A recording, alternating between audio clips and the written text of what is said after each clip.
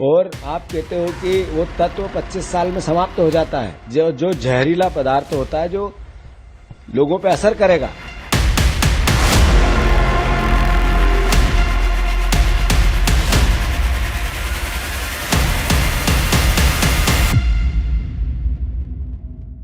नमस्कार, स्वागत है आपका LMNOP में लोक मंगल न्यूज़ ओरिजिनल पॉडकास्ट में। मैं हूं चंद्रेश शर्मा। आज हमारे साथ मौजूद हैं मध्य प्रदेश नागरिक उपभोक्ता मार्गदर्शक मंच के डॉक्टर PG नाज पांडे साहब। हम आज इनसे चर्चा करेंगे भोपाल के यूनियन कार्बाइड के उस जहरीले कचरे के निस्तारण के लिए, जिसके कारण मालवा ही नहीं पूरे मध्य प्रदेश में एक पैनिक का माहौल बना हुआ है। स्वागत है आपका डॉक्टर साहब। सबसे पहले तो आपने जो NGT में इसके ऊपर याचिका लगाई थी, आज उसका निराकरण NGT द्वारा किया गया है, उसमें क्या हुआ है ये आपसे जानना चाहते हैं। देखिए, हमने जो NGT में याचिका लगाई थी उसके पीछे हम लोगों ने एक हमारी आशंका थी। भोपाल में 40 साल पहले मिथाइल आइसोसाइनेट गैस का भी एक उत्सर्जन हुआ और उसके कारण लगभग 5000 लोग मर गए। और ये जो जहरीला कचरा है यूनियन कार्बाइड फैक्ट्री का, वो वहीं पर पड़ा रह गया है। अब इस कचरे को पीथमपुर ले जा रहे हैं, वहाँ पर उसका इंसिनरेशन या दफनाने के लिए, उसका निस्तारण करने के लिए। अब हम लोगों को आशंका ये लगी थी कि क्या इस कचरे का जो पहले इतना बैड इफेक्ट हुआ है, तो उसका अब आखिर उसका असर तो नहीं कि वो वायु, भूमि और जल में फिर से कोई असर होगा। आखिर इसका टेक्निकल साइंटिफिक रिपोर्ट क्यों नहीं पब्लिश किया गया? आज लोगों में इतनी पैनिक फैला है, वहाँ पर आंदोलन चल रहे हैं, लोगों ने वहाँ पर आत्मदाह की तक कोशिश की। इसके बाद भी यदि मान लीजिए उसका साइंटिफिक रिपोर्ट यदि पब्लिश नहीं किया जाएगा तो वो तो लोग तो डरेंगे भाई। और इसको वहाँ पर जाकर इंसिनरेशन करना है। अब इंसिनरेशन में आपको बताना चाहता हूँ कि धुआं निकलता है और गैसेस निकलती हैं। तो ये क्या इस गैसेस से, इस धुएं से क्या असर होने वाला है, इसका साइंटिफिक रिपोर्ट हुआ है क्या? ग्राउंड वाटर लेवल पर क्या असर होगा, पहले क्या हुआ और अब क्या होने वाला है, इसका कोई साइंटिफिक रिपोर्ट है क्या? लैंड में, भूमि में इसका क्या असर होने वाला है, उसका कोई साइंटिफिक रिपोर्ट है क्या? तो इस साइंटिफिक रिपोर्ट को पब्लिश नहीं होने के कारण हम लोगों में जो लगा कि भाई नहीं, ये गलत हो रहा है।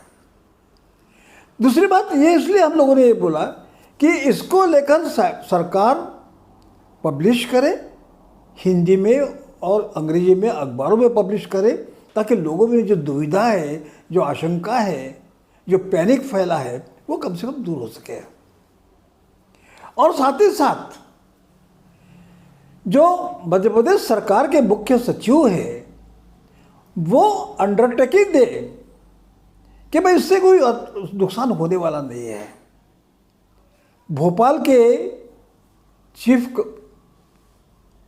ऑफिसर्स यानी मेयर एंड कमिश्नर नगर निगम के और वैसे पीथमपुर के ये ऑफिसर्स एक अंडरटेकिंग दे कि इसका कोई असर होने वाला नहीं।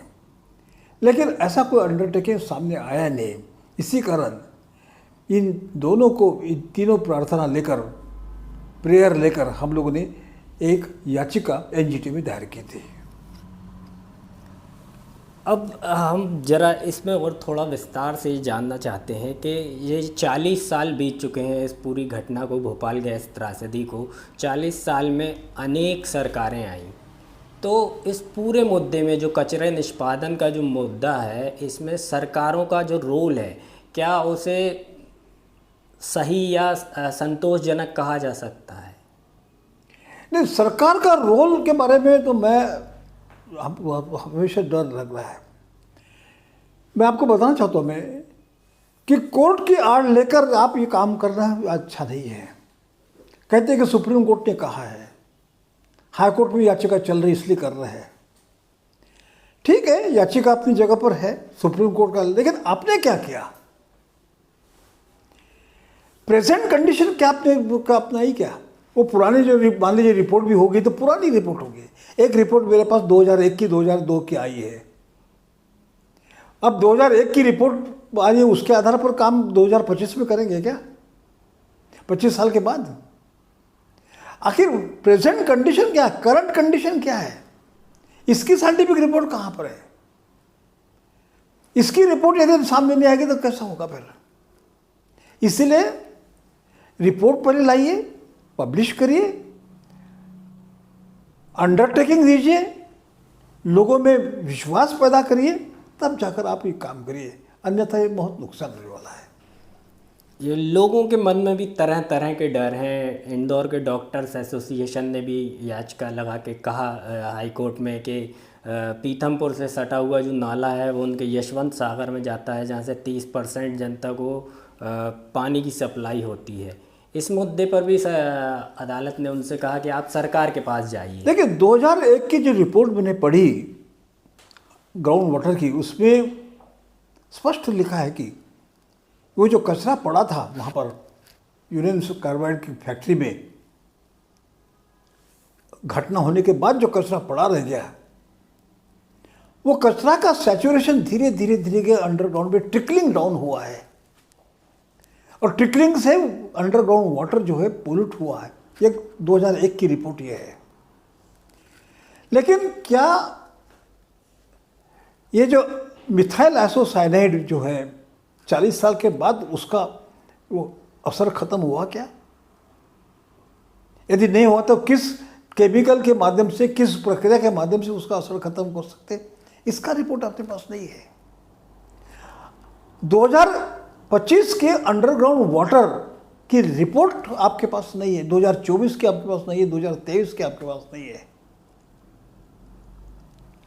और रिपोर्ट भी होगी तो वहाँ की होगी जहाँ पर स्पॉट पर रखा गया, लेकिन वहाँ जाने के बाद लेकर पीथमपुर में आप करने वाले हो तो क्या पीथमपुर की आपकी रिपोर्ट है क्या? कम से कम एक सैंपल सर्वे आपको करना चाहिए था, वो नहीं है। बहुत ज़्यादा टेक्निकल भी नहीं जाना चाहता हूँ मैं, लेकिन ये बात सही है कि पायलट प्रोजेक्ट उनको लेना था पहले। जब तक एक पायलट प्रोजेक्ट आपको लेते नहीं थे तो अचानक हाई कोर्ट का या सुप्रीम कोर्ट का बहाना लेकर चले जाना, ये तो गलत हो जाएगा, नुकसान हो जाएगा। डॉक्टर साहब, एक जनता के मन में एक सवाल ये भी है कि 3 बार सरकार के अदालत के निर्देश पर सरकार ने पीथमपुर में मात्र कुछ किलो कचरा जलाकर और उसका आकलन किया।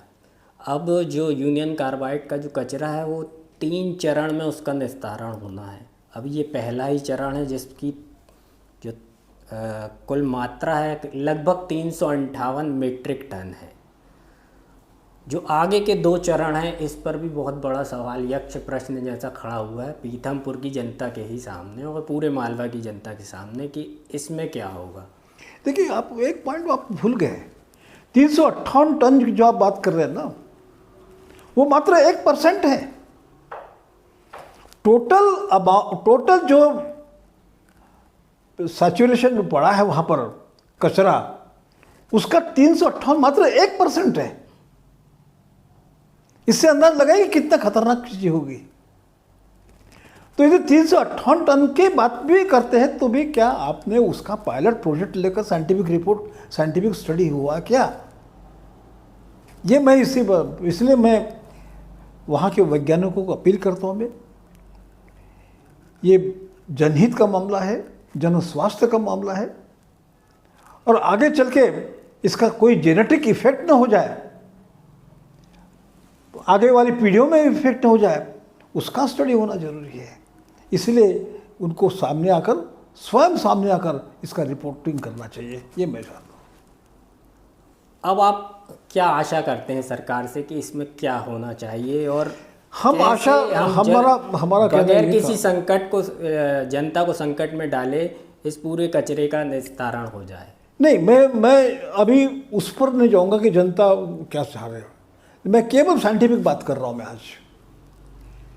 हम इसीलिए जैसे मान लीजिए अभी हम लोग ये सोच रहे थे कि हमारे वकील साहब प्रभात यादव जी, उनके साथ हम ये सोच रहे कि इसकी जब तक नेशनल एनवायरमेंटल रिसर्च इंस्टीट्यूट जो नागपुर की है,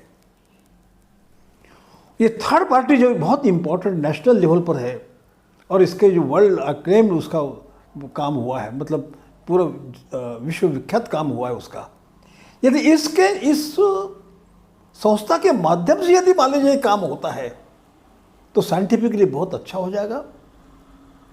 और मैं चाहता हूँ कि भारत सरकार और मध्य प्रदेश सरकार इनको फंड दे और इसके माध्यम से ये काम, डिस्पोजल का काम जो है वो करे, साइंटिफिक स्टडी करे, डिस्पोजल करे, तब जाकर कहीं लोगों में विश्वास आ सकता है। अन्यथा मुझे लगता नहीं कि क्योंकि सरकार के एजेंसीज पर जनता का कोई विश्वास नहीं, इसीलिए इसके आंदोलन हो रहे हैं। तो ये कहना है डॉक्टर पीजी नाज पांडे जी का, जो कि मध्य प्रदेश नागरिक उपभोक्ता मार्गदर्शक मंच के ओर से इस जनहित के मुद्दे को लेकर अदालतों का रुख कर रहे हैं। हमारे साथ इस मामले में अधिवक्ता प्रभात यादव जी भी हैं, हम उनसे भी पॉडकास्ट के नेक्स्ट चरण में बात करेंगे। नमस्कार, हमारे साथ हैं मध्य प्रदेश नागरिक उपभोक्ता मार्गदर्शक मंच के अधिवक्ता प्रभात यादव जी। प्रभात यादव जी, स्वागत है आपका LMNOP में।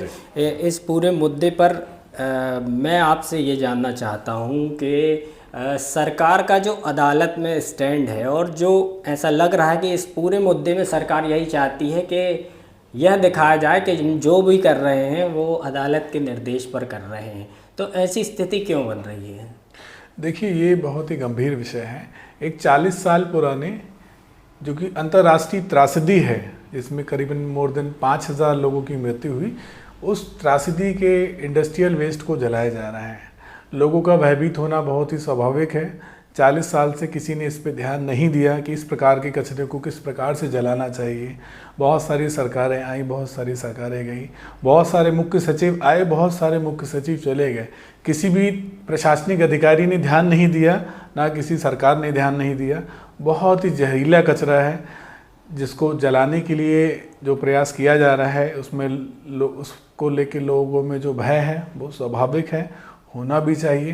क्योंकि किसी भी प्रकार की साइंटिफिक स्टडी, वैज्ञानिक दृष्टिकोण, वैज्ञानिक रिपोर्टें आम जनता तक सार्वजनिक नहीं की गई है। लोगों को नहीं पता है कि वो किस प्रकार से जलेगा, उसके क्या परिणाम होंगे। पूर्व जो उस त्रासदी से परिणाम हुए हैं उसको देख के जनता बहुत ही भयभीत है। अब जो हाई कोर्ट में जो केस चल रहा है, उस केस में जो सरकार का जो स्टैंड है कि हम इसको इस प्रकार से जलाएंगे, उसमें भी मेरा ये कहना है कि सरकार ने वैज्ञानिक आंकड़े प्रदर्शित नहीं किए हैं, और यही यदि प्रदर्शित किए भी हैं तो उसको आम जनता तक, जनमानस तक उसका प्रचार प्रसार नहीं किया है, जिससे कि लोगों को जानकारी नहीं है कि उस खतरनाक कचरे का निस्तारण, इंडस्ट्रियल वेस्ट का निस्तारण कैसे होगा। यदि होता है तो क्या स्थिति सामान्य होगी, क्या पर्यावरण पर कोई दुष्परिणाम पड़ेगा, क्या मानव पे कोई दुष्परिणाम पड़ेगा, और यदि पड़ेगा तो क्या हम सरकार या विभाग या प्रदेश उसके लिए तैयार है। इसलिए जनता का पैनिक होना बहुत ही स्वाभाविक है। इसमें जो अभी हालिया जो सुनवाई हुई थी, उसमें जो सरकार की ओर से कहा गया था कि अदालत ये आदेश दे कि हम कचरा वहाँ पर डंप करें, तो इसमें उन्हें सफलता नहीं मिली। अदालत ने कहा तो ये सरकार हर चीज़ में कि कचरा ले जाएं, कचरा डालें, हर चीज़ में सरकार अदालत का आदेश चाह रही है। तो इससे क्या लगता है, इच्छुक है सरकार असल में कचरे के निष्पादन के लिए, कि वो इसमें भी टाल मटोल करना चाह रही है? देखिए, इसमें जो मेरा मानना है, इसमें बहुत सारी याचिकाएं लगाई गई। कुछ याचिका सुप्रीम कोर्ट तक चली, कुछ याचिकाएं मध्य प्रदेश हाई कोर्ट में लगी, और कुछ याचिका नेशनल ग्रीन ट्रिब्यूनल में लगी।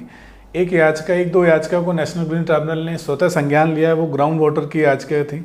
एक याचिका हमारे द्वारा लगाई गई जिसमें हमने ये मांग की कि इसकी वैज्ञानिक रिपोर्ट को प्रदर्शित करें, आम जनता पे उसका प्रचार प्रसार हो, और वहाँ के व्यक्ति, मध्य प्रदेश के व्यक्ति पैनिक सिचुएशन ना पैदा हो, वो संतुष्ट हो जाए कि हाँ, यदि कचरे का निस्तारण होता है तो स्थिति सामान्य होगी। पहली बात। दूसरी बात, उस याचिका में हमने ये मांग की थी कि मध्य प्रदेश के मुख्य सचिव तथा संबंधित नगर निगम के कमिश्नर एफिडेविट में ये डिक्लेयर करें, वो जनता को विश्वास दिलाएं कि इस कचरे के निस्तारण से कोई दुष्परिणाम नहीं पहुंचेगा। तो वहाँ के व्यक्ति नियर बाय भोपाल से लेके पीथमपुर, इंदौर और धार के व्यक्ति को सिचुएशन सब कंट्रोल रहेगी। पर ऐसा जनसामान्य में प्रचार प्रसार नहीं हुआ, इसको लेके याचिका लगी और ऐसा कहा गया। एक वैसे आप राजनीतिक व्यक्ति नहीं हैं, पर इससे जुड़ा एक सवाल है। हर कोई कह रहा है इस पर राजनीति हो रही है, कोई रोक भी नहीं सकता कि राजनीति ना हो। जी जी। कांग्रेस के समय ये घटना घटी, उसके बाद कचरा निष्पादन के लिए अभी 2 दशक से तो बीजेपी का शासन है। तो ये कचरा पीथमपुर में ही जलेगा या कहीं और जलेगा, ये तय करने वाली सरकारें किसकी थी? देखिए, ये 40 साल पुरानी घटना है, बहुत ही दुखद घटना है। उस समय की सरकारें और वर्तमान की सरकारों में बहुत अंतर है। वो दृष्टिकोण में मैं नहीं कुछ बोलना चाहूँगा। मेरा यही निवेदन है कि पुरानी घटना की गंभीरता को समझें, जो भी सरकार हो वो समझें, वर्तमान के अधिकारी उसको समझें, और अब उस प्रकार के खतरनाक कचरे का उस खतरनाक कचरे का निस्तारण कैसे किया जा रहा है, उसका वास्तव में वैज्ञानिक दृष्टिकोण क्या होना चाहिए। क्या वास्तव में मिथाइल आइसोसाइनाइड का जो कचरा है, क्या वो नॉर्मलाइजेशन की स्थिति में है, क्या वो सामान्य स्थिति में है, कि पुनः उसमें अभी जहरीले तत्व हैं। तो उसको लेके सरकार प्रयास करे उसमें। और मेरा ये मानना है कि जो पीथमपुर में इसका निस्तारण हो रहा है, पीथमपुर में एक प्राइवेट एजेंसी है जिसके पास हैजार्डस वेस्ट मैनेजमेंट रूल्स के तहत उसने अपना सेटअप लगाया है कि इस तरह के इंडस्ट्रियल कचरे का वो निस्तारण करता है। मेरा इसमें ये कहना है कि भारत सरकार के पास बहुत सारे ऐसे संस्थान हैं, जैसे नीरी, डॉक्टर साहब ने बताया था, नीरी नागपुर में एक संस्थान है जो कि इंडस्ट्रियल वेस्ट और इन्वायरमेंटल के विषय में तरह तरह से स्टडी करता है। तो भारत सरकार अपने ही किसी विभाग को जो इस विषय में दक्ष हो, सक्षम हो, संसाधन संपन्न हो, उसको ये जिम्मेदारी सौंपे। किसी प्राइवेट इंडस्ट्री को, किसी प्राइवेट व्यक्ति को या किसी प्राइवेट फर्म को ये दायित्व नहीं सौंपे, और अपने ही शासकीय संसाधनों पे विश्वास करें, उनको फंड करें। उनके पास यदि संसाधन नहीं है तो संसाधन उपलब्ध कराएं, रिसर्च नहीं है तो रिसर्च करें, वैज्ञानिक साइंटिफिक सपोर्ट करें, और इस प्रकार के वैज्ञानिक कचरों का निस्तारण किया जाए और उसका प्रचार प्रसार ग्राउंड लेवल के व्यक्तियों पे हो। हर आदमी इसमें बिल्कुल संतुष्ट हो जाए कि हाँ, यदि इस प्रकार के कचरे का निस्तारण होता है तो हमारा जलवायु में, हमारा ग्राउंड वाटर में किसी प्रकार का कोई दुष्परिणाम नहीं पहुँचेगा।